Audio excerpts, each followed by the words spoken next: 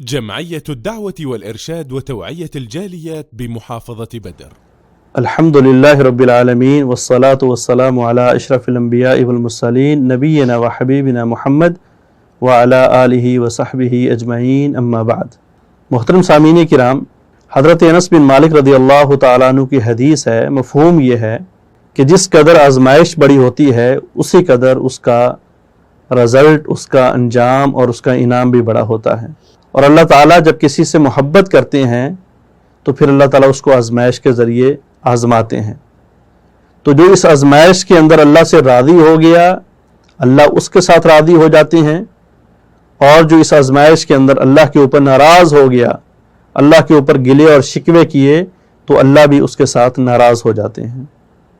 ہمیں ہر حال کے اندر اللہ کے اوپر راضی رہنا چاہیے، اللہ کی رضا کے اوپر مطمئن رہنا چاہیے، اور ہمیں ہر حال کے اندر یہ کہنا چاہیے کہ رضیت باللہ ربا وبالاسلام دینا وبمحمد صلی اللہ علیہ وسلم نبیا، کہ اللہ تو جس حال میں بھی ہم کو رکھے، غریبی میں رکھے، امیری میں رکھے، فقیری میں رکھے، بیماری میں رکھے، تندرستی میں رکھے، اے اللہ جس حال کے اندر بھی تو راضی، میں بھی تجھے رب مان کے راضی۔ اے اللہ میں اسلام کو دین مان کے راضی، اور میں اپنے پیارے پیغمبر کو اپنا ہادی، مرشد، نبی، رسول مان کے راضی۔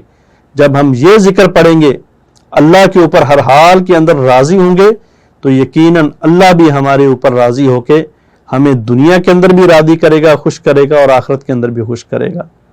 اس کلمے کی بڑی تاثیر ہے، اس کلمے کا بڑا وزن ہے، اور نبی علیہ الصلوۃ والسلام نے اس کے بڑے فضائل بتائے ہیں۔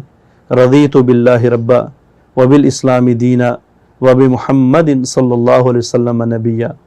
آقا علیہ الصلوۃ والسلام نے فرمایا، جو آدمی ان کلمات کو وضو کرنے کے بعد پڑھتا ہے، وضو کر لینے کے بعد دعا پڑھتا ہے کہ اشہد ان لا الہ الا اللہ وحدہ لا شریک لہ واشہد ان محمدا عبدہ ورسولہ رضیت باللہ ربا وبالاسلام دینا وبمحمد نبیا غفر لہ ذنبہ، اللہ تعالیٰ اس کے تمام گناہ معاف کر دیتے ہیں۔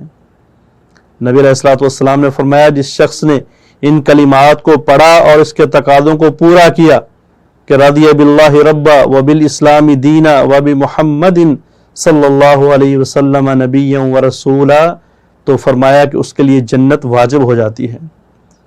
پیغمبر علیہ الصلوۃ والسلام نے فرمایا، جو ان تین کلمات کو پڑھتا ہے تو میرے لیے یہ حق ہے، فانا زعیم، میں اس چیز کا ضامن ہوں کہ میں قیامت والے دن ایسے شخص کو جنت میں لے کے جاؤں گا۔